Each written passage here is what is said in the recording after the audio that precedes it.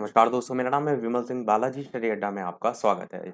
UP TET, C TET, super TET के लिए हम आपको मॉडल पेपर करा रहे हैं। तो मॉडल पेपर नंबर 19 के अंतर्गत इससे पहले हमने सीडीपी के 30 प्रश्न देखे थे। साइड में आई बटन में पिछला वाला वीडियो आपको मिल जाएगा। आज हम देखेंगे इसी मॉडल पेपर के जो है वो हिंदी के 30 प्रश्न। तो चलिए शुरू करते हैं। प्रश्न नंबर जो है वो 31 से। टोटल 30 प्रश्न होंगे। 31 प्रश्न आपका है कि हिंदी भाषा के प्रति रुचि उत्पन्न करना उद्देश्य है प्राथमिक स्तर के बालकों के लिए, जूनियर स्तर के बालकों के लिए, माध्यमिक स्तर के बालकों के लिए या फिर उच्च स्तर के बालकों के लिए। बताइए इनमें से कौन सा सही होगा। तो हिंदी भाषा के प्रति अगर रुचि उत्पन्न करना है तो सबसे जरूरी है कि आप प्राथमिक स्तर के जो बालक हैं उनके लिए आपका जो है उद्देश्य हो जाएगा। तो पहला ही वाला ऑप्शन यहाँ पर जो है वो सही होगा। 32 प्रश्न आपका है, त्रिभाषा सूत्र का मुख्य संदर्भ जो है वो क्या होता है। माध्यमिक स्तर पर होता है, पूर्व माध्यमिक स्तर पर होता है, उच्चतर माध्यमिक स्तर पर होता है या फिर उच्च स्तर पर होता है। तो बताइए इनमें से कौन सा जो है वो सही होगा। त्रिभाषा सूत्र के संदर्भ में जो है वो पूछा गया है। त्रिभाषा सूत्र में 3 भाषाएं होती हैं आपकी। कौन कौन सी? एक आपकी होती है हिंदी, एक आपकी होती है इंग्लिश और एक आपकी होती है जो भी संबंधित राज्य है उसकी क्षेत्रीय भाषा। तो ये 3 भाषा आपको देखने को मिलती हैं। इसी के नाम से ही इसका त्रिभाषा नाम जो है वो पड़ा है। आंसर की बात करते हैं इन 4 ऑप्शन में से, तो आपका ऑप्शन यहाँ पर माध्यमिक स्तर जो है ये आपका जो है वो सही होगा। माध्यमिक स्तर पर प्रादेशिक भाषा, हिंदी भाषा और अंग्रेजी भाषा की जो शिक्षा है वो जो है वो दी जाए। तो पहला वाला ऑप्शन यहाँ पर जो है वो सही होगा। 33 आपका प्रश्न है कि विनय पत्रिका जो है वो किसकी रचना है। सूरदास, तुलसीदास, जायसी, मंझन। बताइए इनमें से कौन सा जो है वो सही होगा। आपको बताना है कि विनय पत्रिका जो है इनमें से किसकी जो है वो रचना है। कई बार मैंने ट्रिक से आपको बताया है इनकी रचनाएं जो यहाँ पर सही होंगे। आंसर की बात करते हैं तो तुलसीदास आपका जो है वो सही होगा। ट्रिक क्या है इनकी? दो कवि राह में गीत गाते हैं, मैंने काफी बार बताया। दो से दोहावली, कवि से कवितावली, वो सारी। तो आपका सेकंड वाला यहाँ पर ऑप्शन बिल्कुल सही होगा। और विनय पत्रिका के बारे में आपको ये पता होना चाहिए कि ब्रज भाषा जो है इसमें रचित है। अगला देखते हैं आपका 34 प्रश्न। संसद से सड़क तक काव्य के रचनाकार जो है वो कौन है। श्रीकांत वर्मा, सुदामा पांडे धूमिल, आगे रघुवीर सहाय। बताइए इनमें से कौन सा जो है वो सही होगा। आपको बताना है संसद से सड़क तक काव्य के रचनाकार जो है वो कौन है। तो इन चारों ऑप्शन में से कौन सा जो है आपका सही होगा। आंसर की बात करते हैं तो आपका यहाँ पर सेकंड वाला ऑप्शन सुदामा पांडे धूमिल जो है आपका सही होगा।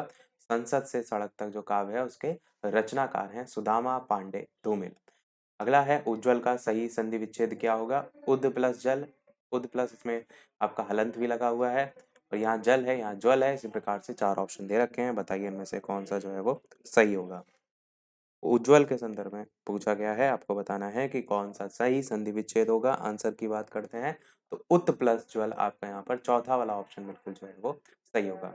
उज्ज्वल का जो है वो संधि विच्छेद। 36 प्रश्न आपका है, तृष्णा में कौन सी जो है वो संधि है। स्वर संधि है, विसर्ग संधि है, व्यंजन संधि है या फिर इनमें से कोई नहीं। तृष्णा जो है उसमें आपको संधि जो है वो पूछी गई है। आंसर की बात करते हैं इन चारों ऑप्शन में से, तो आपका ऑप्शन यहाँ पर, तो आप ये भी जरूर यहाँ पर ध्यान दीजिएगा कि कैसे इसको अलग करेंगे। तो तृष्णा में आपका त्रिस अलग हो जाएगा और आपका तृष्णा में ड़ा लगा है पर ड़ा नहीं, आपका ना अलग होगा। त्रिस प्लस ना, इस प्रकार से आपका जो है ये अलग होगा। कौन सी संधि है? तो यहाँ पर व्यंजन संधि है, आपका सही हो जाएगा। अगला देखते हैं आपका महात्मा में आपको समास जो है वो बताना है। अव्ययी भाव समास, कर्मधारय समास, द्वंद्व समास या द्विगु समास। बताइए इनमें कौन सा जो है आपका सही होगा। अच्छा, महात्मा जो है संबोधित करके भी कहा जाता है। तो ऑप्शन में अगर आपको बहुब्री देखने को मिला तो बहुब्री भी आपका जो है वो सही हो सकता था, पर बहुब्री यहाँ पर तो है नहीं। तो अब आप इनमें से कौन सा ऑप्शन चाटेंगे। तो आंसर की बात करते हैं तो आपका यहाँ पर सेकंड वाला ऑप्शन कर्मधारय समास जो है वो सही होगा। महान है जो आत्मा, इस तरीके से इस काम करते हैं समास विग्रह। और कर्मधारय समास जो है जिसमें पूर्व पद में विशेषण हो या उपमा सूचक और उत्तर पद विशेष अथवा संज्ञा हो तो वहां पर आपका होता है कर्मधारय समास। अगला है 38 आपका प्रश्न कि त्रिफला में आपको समास जो है वो बताना है। द्वंद्व, दिगु, तत्पुरुष, कर्मधारय। बताइए कौन सा इनमें से जो है वो सही होगा।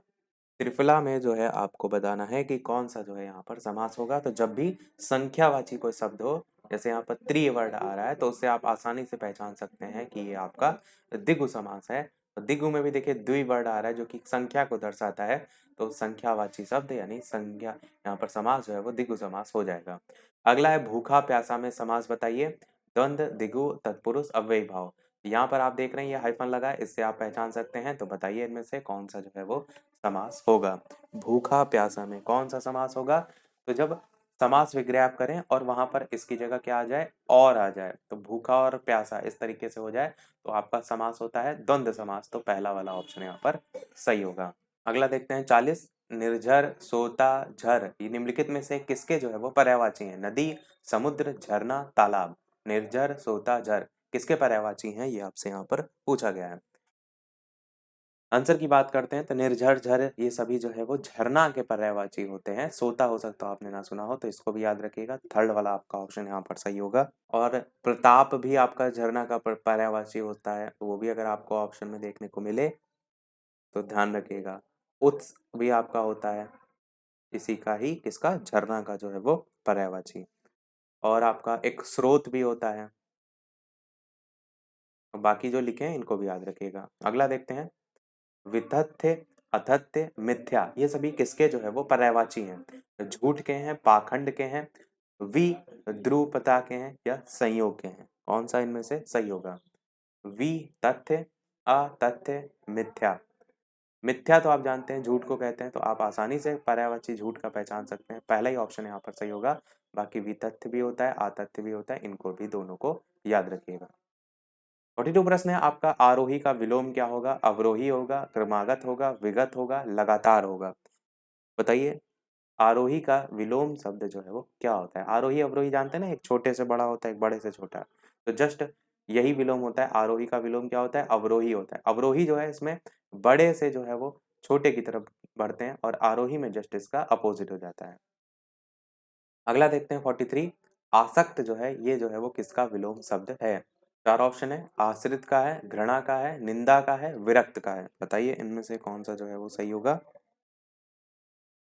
आसक्त जो है वो किसका जो है वो विलोम शब्द है?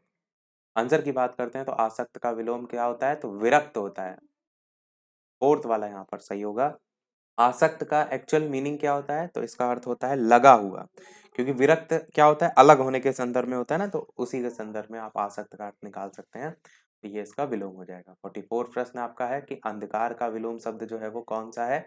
भूलोक है, आलोक है, प्रकाश है, विरक्त है।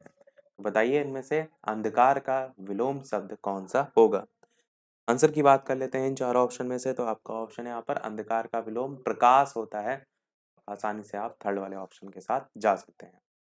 अगला कह रहा है कि जो कहा गया है उसके लिए आपसे पूछा गया है एक शब्द जो है वो कौन सा होगा? कथ्य होगा, कथित होगा, वक्तव्य होगा, या फिर वक्ता होगा? तो बताइए जो कहा गया हो उसके लिए एक शब्द जो है वो क्या होगा? इसके अलावा वीडियो पसंद आए तो सभी लोग लाइक भी करते रहिएगा। इसी प्रकार अच्छे अच्छे प्रश्न हम प्रैक्टिस करते रहें। और टेलीग्राम चैनल से नहीं जुड़े हो तो लिंक आपको डिस्क्रिप्शन में मिल जाएगी, सर्च करके भी जुड़ सकते हैं। आंसर की बात करते हैं तो जो कहा गया उसके लिए शब्द जो यूज करते हैं वो हम यूज करते हैं कथित। सेकंड वाला यहाँ पर ऑप्शन जो है वो सही होगा, जो कहा गया है उसके लिए कथित। अगला है घृणा किए जाने योग्य। घृण्य होगा, घृणित होगा, या फिर घृणास्पदा होगा, या घ्राण होगा? बताइए घृणा किए जाने योग्य के लिए कौन सा शब्द जो है वो यूज किया जाता है? आंसर की बात करते हैं इन चारों ऑप्शन में से, तो आपका ऑप्शन यहाँ पर जो है वो घृण्य आपका पहला ही वाला जो है यहाँ पर सही होगा। वैसे घृण्य आपका गलत होगा, घृण्य से ज्यादा बेहतर होता है घृणास्पद। वैसे स्पदा लिखा है पर थर्ड वाला ही ऑप्शन के साथ आप जाइए। यूज एक्चुअल में तीनों ही होते हैं, तो पहला भी गलत नहीं है, पहले का भी सही है। और ये घृणास्पदा की जगह घृणास्पद आप याद रखिए। घृण्य भी होता है, घृणास्पद भी होता है, और घृणित और आपका घृणित भी होता है। पर देखिए घृण आपको ज्यादा देखने को मिलेगा और घृणास्पद भी देखने को मिलेगा, पर यहाँ पर मात्रा देखने को नहीं मिलेगी। और घृणित भी देखने को मिल सकता है, पर इन दोनों को याद रखिएगा, घृणित भले ना हो। और अगर इन तीनों में किसी एक को सेलेक्ट करना है तो आप घृणास्पद या घृण में से घृण को सबसे पहले चुन ले सकते हैं और घृणास्पद को भी चुन सकते हैं। एक्चुअल अर्थ दोनों का सेम ही निकलता है। अगला देखते हैं छत्र का तद्भव शब्द जो है वो क्या होगा? छाया, छाता, छतरी, मुकुट। बताइए कौन सा सही होगा? छत्र जो है उसका तद्भव शब्द जो है वो कौन क्या होगा? आंसर की बात करते हैं तो छत्र का तद्भव रूप होता है आपका छाता। सेकंड वाला ऑप्शन यहाँ पर जो है वो छाता जो है वो सही होगा। और ये जो छाया आपका दे रखा है इसका भी आपसे पूछा जा सकता है, तो ये जो है वो छाह होता है, ये भी आपको जो है वो पता होना चाहिए। क्योंकि इन दोनों में से ही आपका कन्फ्यूज़न होती है, छाया है, छाता है, देखने में छत्र का लगता है पर छाया का जो है छाह होता है और छाता जो है छत्र का होता है। इस चीज़ को भी ध्यान रखिएगा कि जो छाता है ये आपका जो है वो तद्भव रूप है और जो छत्र है ये आपका तत्सम रूप है। सेम चीज़ यहाँ पर भी जो छाया है ये आपका यहाँ पर तत्सम है और जो छाह है ये आपका तद्भव है। छाह जो है देखने में संस्कृत का लगता है पर एक्चुअल में छाह जो है वो तद्भव रूप है, इसलिए मैंने आपको ये बताया। अगला देखते हैं आपका 48 आपका प्रश्न कि बाघ किस शब्द का तद्भव रूप है? व्याघ्र, बघेरा, सिंह, व्याल। बताइए कौन सा इनमें से सही होगा? आपको बताना है कि बाघ जो है वो किस शब्द का जो है वो तद्भव रूप जो है इनमें से होगा। आंसर की बात करते हैं तो आपका पहला ही ऑप्शन यहाँ पर व्याघ्र जो है वो सही होगा। व्याघ्र का जो है वो तद्भव रूप है। अगला देखते हैं आपका 49 की प्रतिस्पर्धा में कौन सा जो है वो उपसर्ग है? प्रति उपसर्ग है, प्राउपसर्ग है, पराउपसर्ग है या परिउपसर्ग है? उपसर्ग बताना है आपको प्रतिस्पर्धा में। तो क्लियर आपको यहाँ पर दिख रहा है प्रतिस्पर्धा में प्रति उपसर्ग यूज हो रहा है, तो फर्स्ट वाला ऑप्शन यहाँ पर जो है वो सही होगा। अगला है 50 प्रश्न प्रत्युपकार में कौन सा उपसर्ग है? बताइए प्राउपसर्ग है, प्रति उपसर्ग है, पराउपसर्ग है या परिउपसर्ग है? अब यहाँ पर इस चीज को ध्यान रखिए, प्रत्यु पूरा जुड़ा हुआ है तो इसको लेकर कंफ्यूज नहीं होना है आपको। बताइए प्रा उपसर्ग होगा या फिर परा या प्रति या परि? तो केवल प्रा नहीं होगा क्योंकि इसके साथ प्रत्यु करके भी होगा। जब इसको आप अलग करेंगे तो प्रति प्लस उपकार करके करेंगे तो सेकंड वाला यहाँ पर प्रति उपसर्ग जो है वो हो जाएगा। एक्चुअल में जो गलती होती है वो यही इस तरीके के में ही उपसर्ग में आपको होती है, तो ध्यान रखिएगा सेकंड वाला यहाँ पर जो है वो सही होगा। अगला देखते हैं आपका 51 प्रश्न कि टेढ़ी खीर होना मुहावरा जो है इसका क्या आशय होता है? सरल कार्य होना, कठिन कार्य होना, निश्चित विजय या असमंजस की स्थिति। टेढ़ी खीर होना जो है इसका मुहावरे का क्या अर्थ जो है वो होता है? आंसर की बात करते हैं तो टेढ़ी खीर का मतलब होता है कठिन कार्य से संबंधित, तो कठिन कार्य होना आपका यहाँ पर ऑप्शन जो है वो बिल्कुल सही होगा। अगला आपका है अनुनय विनय से भी ना पसीजना, इनमें से किस मुहावरे जो है उसका आपसे पूछा गया है अर्थ है? अटल रहना या फिर जड़ हो जाना या फिर टस से मस ना होना या फिर अहिल्या जो है वो बनना।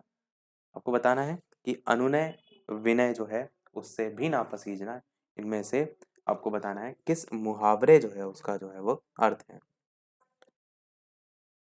आंसर की बात करते हैं इन चार ऑप्शन में से, तो आपका ऑप्शन यहाँ पर थर्ड वाला सही होगा, यानी कि टस से मस ना होना, ये वाला आपका यहाँ पर अर्थ जो है वो हो जाएगा। अगला आपका है सही वर्तनी, यहाँ पर बताना है आशीर्वाद चार प्रकार से लिखा हुआ है, कौन सा इनमें से जो है वो सही होगा? सही वर्तनी वाला शब्द जो है वो चुनिए। तो आशीर्वाद इनमें से कौन सा होगा? मैंने आपको बताया कि ये जो ऊपर रा लगती है ना, इसमें ही सबसे ज्यादा कंफ्यूजन होती है। एक तो थर्ड वाले में आप कंफ्यूज हो सकते हैं और इनमें नहीं होंगे क्योंकि सा में छोटी की मात्रा नहीं लगेगी, तो ये दोनों तो काट दीजिए। फर्स्ट या थर्ड में से बताइए कौन सा जो है वो सही होगा, कौन सा आशीर्वाद यहाँ पर सही लिखा है। आंसर की बात करते हैं तो पहला ही यहाँ पर आशीर्वाद जो है ये सही लिखा है। ये जो रा लगती है ये यहाँ पर लगती है, इसकी स्थिति जो है वो ध्यान रखिएगा। कई बार देखने में थर्ड वाला सही लगता है पर थर्ड वाला यहाँ पर गलत है। 54 है, इनमें से सही वर्तनी आपको चुननी है। चार प्रकार से यहाँ पर जर्जरित जर्जित करके लिखा हुआ है, कौन सा यहाँ पर जो है वो सही होगा? ऑप्शन ए या 1 2 3 4 में से आंसर की बात करते हैं तो सेकंड वाला यहाँ पर जो है वो सही होगा। जर्जरित, जर्जर से बना है तो जर्जरित हम इसको पढ़ेंगे, सेकंड वाला ऑप्शन यहाँ पर सही होगा। अगला 55 है, शोक किस रस का स्थायी भाव है? करुण, वीर, विभत्स, और चौथा ऑप्शन दे रखा है उधर अद्भुत। तो बताइए शोक जो है अद्भुत का तो है नहीं, तो फोर्थ ऑप्शन काट ही दीजिए। करुण, वीर और विभत्स में आपको बताना है कौन सा इनमें से सही होगा। किस रस का स्थायी भाव है? आंसर की बात करते हैं तो करुण रस आपका यहाँ पर जो है वो सही होगा। अगला देखते हैं 56 कि दोहा के जो सम चरण होते हैं उनमें कितनी मात्राएं होती हैं? 11, 13, 16, 18। यहाँ पर सम चरणों में पूछी गई हैं, इस चीज का यहाँ पर ध्यान दीजिए। तो होती कितनी मात्राएं हैं सम या विषम में भी, किसी में भी कह लीजिए, तो 18 तो बिल्कुल नहीं होती हैं, एक ऑप्शन उधर वाला कट जाएगा। 16, 11, 13, 16 में आपको बताना है, क्योंकि अधिकतर मात्राएँ आपको इसी तरीके से देखने को मिलती हैं। दोहा हो गया, सोरठा हो गया, रोला हो गया। आंसर की बात करते हैं तो आपका ऑप्शन यहाँ पर बिल्कुल पहला वाला ही यहाँ पर सही हो जाएगा। 11 मात्राएँ होती हैं, जो कि आपकी 13-11 के फॉर्म में चलती हैं। यानी पहला और जो तीसरा चरण होता है ना, उसमें 13-13 मात्राएँ होती हैं, जो दूसरा चौथा होता है उसमें 11-11, और सम चरण ही दूसरा और चौथा चरण होगा। तो फर्स्ट वाला यहाँ पर सही होगा। अगला देखते हैं। अगला 57 प्रश्न है, रहीमन मोहिना सुहाए अमिय पियावत मान बिनु वरण विष दे बुलाए मान सहित मरिबो भला। ये जो पद आपको दे रखा है, ये आपको बताना है दोहा, सोठा, चौपाई, छंद में से किसका जो है वो उदाहरण है। तो इसका अर्थ क्या होता है? इसका अर्थ होता है, वो अमृत भी मुझे अच्छा नहीं लगता जो बिना मान सम्मान के पिलाया जाए, प्रेम से बुलाकर चाहे विष भी कोई दे दे तो अच्छा, मान के साथ जो है वो मरण कहीं ज्यादा अधिक अच्छा है, ये इसका अर्थ होता है। तो वही है, रहीमन मोहिना सुहाए अमिय पियावत मान बिनु वरण विष दे बुलाए मान सहित मरिबो भला। तो इनमें से पूछा गया सही ऑप्शन कौन सा होगा? आंसर की बात करते हैं तो आपका मात्रा आपको देखनी होगी यहाँ पर रख के, सोरठा का जो है ये उदाहरण है। अगला देखते हैं सेकंड 58 प्रश्न कि इनमें से आपको बताना है पद जो है इसमें कौन सा अलंकार है। लेवत मुख में घास मृग मोर तजत नृत जात आंसू गिरियत जर लता पीरे पीरे पात। रूपक, उल्लेख, अतिशयोक्ति, विरोधाभास। बताइए कौन सा इनमें से सही होगा। आंसर की बात करते हैं इन चार ऑप्शन में से, रूपक, उल्लेख, अतिशयोक्ति या विरोधाभास। तो अतिशयोक्ति आपका अलंकार यहाँ पर थर्ड वाला ऑप्शन जो है वो सही होगा। सेकंड लास्ट 59 प्रश्न पे देखते हैं, इसके बाद एक लास्ट प्रश्न होगा, एक क्वेश्चन हम आपसे पूछेंगे। ज्ञानपीठ पुरस्कार दिया जाता है हिंदी भाषा के प्रचार प्रसार के लिए, भारतीय लेखक जो है उनकी आर्थिक सहायता के लिए, भारतीय भाषा में जो साहित्यकार है उनके रचनात्मक लेखन के लिए, या फिर इनमें से कोई नहीं। तो आर्थिक स्थिति से तो कोई लेना देना है नहीं, आप सोचेंगे तो ये बिल्कुल सही है। आप सेकंड वाला तो बिल्कुल नहीं होगा। हिंदी भाषा के प्रचार प्रसार के लिए भी नहीं दिया जाता है। थर्ड वाला देखिए सही है कि भारतीय भाषा में जो साहित्यकार है उनके रचनात्मक लेखन के लिए दिया जाता है। थर्ड वाला ऑप्शन यहाँ पर सही हो जाएगा। अगला और इस वीडियो का लास्ट प्रश्न देखते हैं, इसके बाद एक प्रश्न हम आपसे भी पूछेंगे, जैसे कि सभी वीडियो में हम आपसे एक नए प्रश्न पूछते हैं। इसके अलावा चैनल पर नए हो तो सब्सक्राइब करके अवश्य जुड़ जाइएगा, वीडियो पसंद आया हो तो लाइक अवश्य कीजिएगा और लोग साथ शेयर जरूर कीजिएगा, और टेलीग्राम चैनल से ना जुड़े हो बालाजी स्टडी अड्डा सर्च करके भी टेलीग्राम चैनल से जुड़ सकते हैं। प्रश्न आपका, झंझावत किसका पर्यायवाची शब्द है? वायु का है, तूफान का है, वर्षा का है, झाड़ियाँ। इन बताइए इनमें से कौन सा जो है वो सही होगा। आपको बताना है कि झंझावत जो है वो किसका पर्यायवाची शब्द जो है वो होता है। आंसर की बात करते हैं इन चारों ऑप्शन में से, तो तूफान आपका ऑप्शन यहाँ पर जो है वो सही होगा। तूफान का पर्यायवाची होता है आपका झंझावत। अब एक प्रश्न आपके लिए भी, सभी प्रश्न हुए समाप्त। ये प्रश्न का आंसर आपको वीडियो के मेन कमेंट में टाइप करके बताना है, जैसे कि सभी वीडियो में हम आपसे एक ना एक प्रश्न पूछते हैं। प्रश्न आपका है कि जीवाश्म नेशनल पार्क कहाँ स्थित है? केरल, कर्नाटक, मध्य प्रदेश, छत्तीसगढ़। इन चारों में से कौन सा सही होगा? अपना आंसर वीडियो के मेन कमेंट में टाइप करके बताइएगा। लाइव टाइमिंग दो है, दोपहर के 3 बजे और शाम के 8 बजे, तो लाइव आकर भी वीडियो आप देख सकते हैं, प्रश्न की प्रैक्टिस कर सकते हैं। तो आज वीडियो में इतना ही रखते हैं, मिलते हैं अगले वीडियो में कुछ नए प्रश्नों के साथ, नए टॉपिक के साथ। तब तक के लिए नमस्कार, जय हिंद।